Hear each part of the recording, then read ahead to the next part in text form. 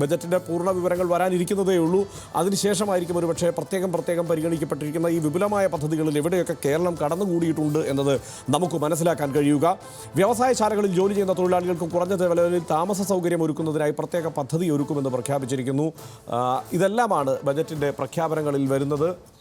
ശ്രീജിത്ത് ഡെസ്കിൽ നിന്ന് വീണ്ടും നമുക്കൊപ്പം ചേരുന്നുണ്ട്. അതോടൊപ്പം തന്നെ സനോജും അനൂപും ഒക്കെ ഡെസ്കിൽ നിന്ന് ഈ ബജറ്റിൻ്റെ വിലയിരുത്തലുകളുമായി നമുക്കൊപ്പം ചേരുന്നുണ്ട്. ശ്രീജിത്ത്, എന്താണ് പൊതുവെ ബജറ്റിനെ കുറിച്ചുള്ള വിലയിരുത്തൽ ഡെസ്കിൽ നിന്ന്?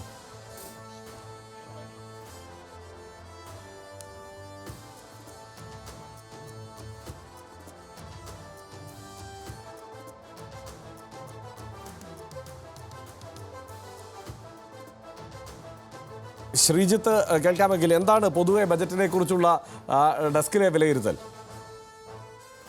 പറഞ്ഞ പോലെ തന്നെ വളരെ വലിയ ജനപ്രിയ ബജറ്റ് എന്ന രൂപത്തിലാണ് ചർച്ചകൾ രാജ്യത്തെമ്പാടും ഉയർന്നു കഴിഞ്ഞിട്ടുള്ളത്.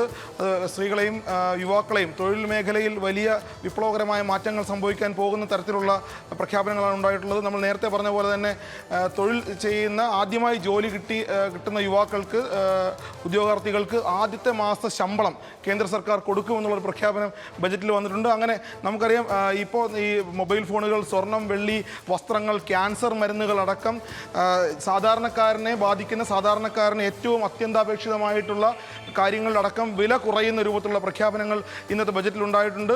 നമ്മൾ നേരത്തെ പറഞ്ഞ പോലെ ചെറുകിട വ്യവസായ മേഖലയിൽ, രാജ്യത്തെ ഏറ്റവും വലിയ പ്രതിസന്ധി നേരിട്ടുള്ള ചെറുകിട വ്യവസായ മേഖലയിൽ അവർക്ക് ആവശ്യമായ ലോണുകൾ, മുദ്രാ ലോണുകൾ, അതിൻ്റെ വായ്പാ പരിധി 20 ലക്ഷമാക്കി ഉയർത്തുന്നു. രാജ്യത്തെ ഭവന നിർമ്മാണ മേഖലയിൽ നഗരങ്ങളിൽ താമസിക്കുന്ന പാവപ്പെട്ടവർക്കുള്ള വീടുകൾ നിർമ്മിക്കുന്നതിന് കൂടുതൽ ലോണുകൾ അനുവദിക്കാനുള്ള പദ്ധതികൾ പ്രഖ്യാപിക്കുന്നു. ഇതെല്ലാം അതോടൊപ്പം ഏറ്റവും ശ്രദ്ധേയമായത് ഈ സ്വതന്ത്ര ഇന്ത്യയുടെ ചരിത്രത്തിലെ ഏറ്റവും വലിയ നികുതി ഘടനയിലെ പരിഷ്കരണം. അത് നമ്മളോടൊപ്പം ഡെസ്കിൽ നിന്ന് ശ്രീ അനൂപ് പരമേശ്വരൻ ചേരുകയാണ്. നികുതി ഘടനയിൽ എന്തൊക്കെ പരിഷ്കരണങ്ങളാണ് അദ്ദേഹം, നിർമ്മലാ സീതാരാമൻ വരുത്തിയിട്ടുള്ളത് എന്ന കാര്യത്തിൽ അനൂപ് പരമേശ്വരൻ നമ്മളോട് വളരെ വിശദമായി അക്കാര്യത്തിൽ സംസാരിക്കുന്നതായിരിക്കും.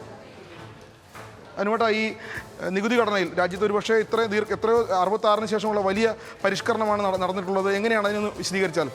നികുതി ഘടനയിൽ വന്നിരിക്കുന്ന പ്രധാന മാറ്റം, നമ്മൾ കുറേ വർഷമായിട്ട് സ്റ്റാൻഡേർഡ് ഡിഡക്ഷൻ എന്നുള്ളത് 50,000 രൂപയായിരിക്കും. അത് 75,000 രൂപയായി വർദ്ധിപ്പിച്ചിട്ടുണ്ട്. അത് പക്ഷേ പുതിയ സ്കീമിലുള്ളവർക്ക് മാത്രമാണ്. നമ്മളൊരു കാര്യം പ്രത്യേകം മനസ്സിലാക്കണം, കഴിഞ്ഞ വർഷം മുതൽ പുതിയ സ്കീമാണ് നമുക്കൊക്കെ ഡിഫോൾട്ടായിട്ട് വരുന്നത്. പഴയ സ്കീമിലേക്ക്, അതായത് കൂടുതൽ ഇളവുകൾ കിട്ടിക്കൊണ്ടിരുന്ന പഴയ സ്കീമിലേക്ക് നമ്മൾ വേണമെങ്കിൽ സെലക്ട് ചെയ്ത് മാറുകയാണ് വേണ്ടിയിരുന്നത്. അതിനു പകരം ഇപ്പോൾ പുതിയ സ്കീമിൽ മാത്രമാണ് ആനുകൂല്യങ്ങൾ പ്രഖ്യാപിച്ചിരിക്കുന്നത്.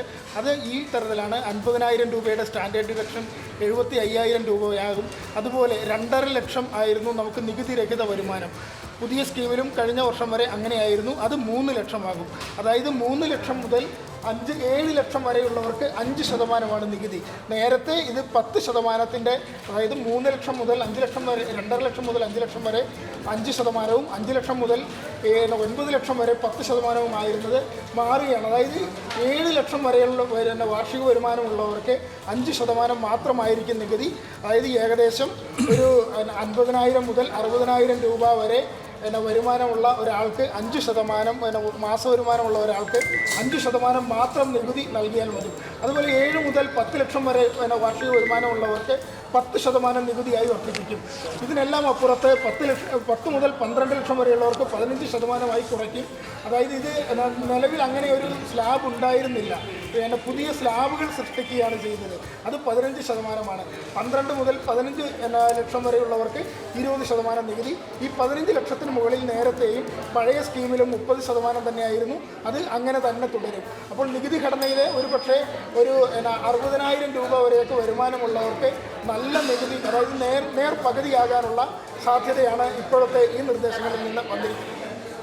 ഈ കോർപ്പറേറ്റ് മേഖലയിൽ, സാധാരണക്കാരെ പോലെ തന്നെ കോർപ്പറേറ്റ് മേഖലയിലും നികുതി പരിഷ്കരണം ഒരു വലിയ ചർച്ചയാണ്. ആളുകൾ വളരെ ജാഗ്രതയോടുകൂടി നോക്കുന്ന സംഗതിയാണ്. എങ്ങനെയാണ് ഈ കോർപ്പറേറ്റ് മേഖലയിലും നികുതി പരിഷ്കരണം? കോർപ്പറേറ്റ് മേഖലയിൽ പല തരത്തിലാണ് ഇടപെട്ടിരിക്കുന്നത്. ചിലത് വ്യക്തമായി പറഞ്ഞിട്ടില്ല. പദ്ധതി നടപ്പാക്കുമെന്നാണ് പറഞ്ഞിരിക്കുന്നത്.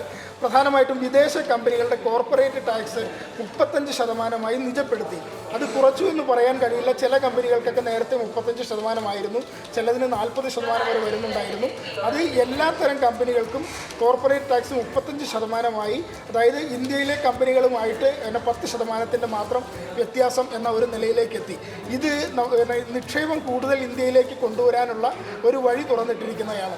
അതുപോലെ തന്നെ മറ്റ് ചില പ്രശ്നം ഇതുകൂടിയുണ്ട്. സ്വർണത്തിൻ്റെയും വെള്ളിയുടെയും ഇറക്കുമതി തീരുവയിൽ കുറവ് വന്നിട്ടുണ്ട്. അത് നമുക്ക് ഇവിടെ വില കുറയും എന്നുള്ളതിന് അപ്പുറം തന്നെ മറ്റൊരു പ്രധാന കാര്യം അതുകൊണ്ട് കേന്ദ്ര സർക്കാർ ലക്ഷ്യമിടുന്നത് കള്ളക്കടത്ത് തടയുക എന്നുള്ളതാണ്. അപ്പോൾ സ്വർണത്തിനും ഇത് ഒരുപാട് വർഷങ്ങളായിട്ട് ആവശ്യപ്പെടുന്ന ഒരു കാര്യമാണ്. സ്വർണത്തിൻ്റെയും വെള്ളിയുടെയും ഈ വലിയ ഇറക്കുമതി തീരുവ ഉള്ളതുകൊണ്ടാണ് കള്ളക്കടത്ത് നടക്കുന്നത്, അങ്ങനെ ടാക്സ് വെട്ടിപ്പ് നടക്കുന്നത്. അപ്പം നികുതി കുറച്ചാൽ, ഇത് പക്ഷേ ഇപ്പോൾ കുറച്ചിരിക്കുന്ന നികുതി പോലും എത്രമാത്രം സഹായകരമാകും, അതായത് 6% കുറച്ചതുകൊണ്ട് മാത്രം കള്ളക്കടത്ത് കുറയുമോ എന്നുള്ളതൊക്കെ മറ്റ് ആലോചിക്കേണ്ട വിഷയങ്ങളാണ്. അതുപോലെ തന്നെ വളരെ പ്രധാനപ്പെട്ട ഒരു പദ്ധതി പ്രഖ്യാപിച്ച് നമുക്ക് നോക്കേണ്ട ചില കാര്യങ്ങളുണ്ട്. കേരളം പ്രതീക്ഷിച്ചിരുന്ന പോലെ കേരളത്തിന് പ്രത്യേക പാക്കേജ് ഇല്ല. പകരം ആന്ധ്രാപ്രദേശിനും ബീഹാറിനും ഈ വർഷം തന്നെ ഏകദേശം ഒരു 50,000 മുതൽ 75,000 കോടി വരെ ഈ വർഷം തന്നെ ലഭിക്കുന്ന നിരവധി പദ്ധതികളാണ് പ്രഖ്യാപിച്ചിരിക്കുന്നത്. ഈ 2 സംസ്ഥാനങ്ങൾക്കും മാത്രം പ്രഖ്യാപിച്ചിരിക്കുന്ന 5 മുതൽ 10 വർഷത്തേക്കുള്ള പദ്ധതികളുടെ മൂല്യം 12 ലക്ഷം കോടി രൂപയുടെ അടുത്ത് വരും. അത് പല പദ്ധതികളിലായിട്ടാണ് പ്രഖ്യാപിച്ചിരിക്കുന്നത്. അതായത് നരേന്ദ്രമോദി സർക്കാരിനെ താങ്ങി നിർത്തുന്ന 2 സംസ്ഥാനങ്ങൾ, ആ 2 സംസ്ഥാനങ്ങളിലെ മുഖ്യമന്ത്രിമാർക്ക് ആവശ്യപ്പെട്ട ഒരുവിധം എല്ലാ പദ്ധതികളും ഈ ബജറ്റിൽ അംഗീകരിച്ചിട്ടുണ്ട്. അതുമാത്രമാണ് പുതിയത്. കാരണം 2.6 ലക്ഷം കോടിയാണ് ഗ്രാമീണ മേഖലയ്ക്ക് മാറ്റിവെച്ചത്. ഇടക്കാല ബജറ്റിലും അത് തന്നെയാണ് പറഞ്ഞിരുന്നത്, അതിൽ കൂടുതലൊന്നുമില്ല. അതുപോലെ കാർഷിക മേഖലയ്ക്ക് 3 ലക്ഷം കോടിയുടെ പറഞ്ഞിരുന്നത് തന്നെയാണ് ഇടക്കാല ബജറ്റിലും പറഞ്ഞിരുന്നത്, അതിലും വർധനയില്ല. ഒരുപക്ഷെ കാർഷിക മേഖലയ്ക്ക് വലിയ തോതിലുള്ള പുതിയ പദ്ധതികൾ പ്രഖ്യാപിക്കുമെന്ന് നമ്മൾ പ്രതീക്ഷിച്ചെങ്കിലും അതുണ്ടാകാതെ വന്നത് എനിക്ക് തോന്നുന്നത് സർക്കാരിനെ താങ്ങി നിർത്തുന്ന ആളുകളെ തൽക്കാലം സംരക്ഷിക്കുക എന്ന നിലകൊണ്ട് തന്നെ ആകണം എന്നാണ്.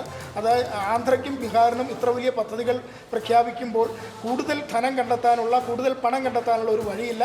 അതുപോലെ കേന്ദ്ര സർക്കാരിൻ്റെ നികുതി കുറയ്ക്കുക എന്ന ഒരു ബാധ്യതയും, കേന്ദ്ര സർക്കാരിൻ്റെ കടം കുറയ്ക്കുക എന്ന ഒരു ബാധ്യതയും കേന്ദ്രമന്ത്രിക്ക് മുന്നിലുണ്ടായിരുന്നു.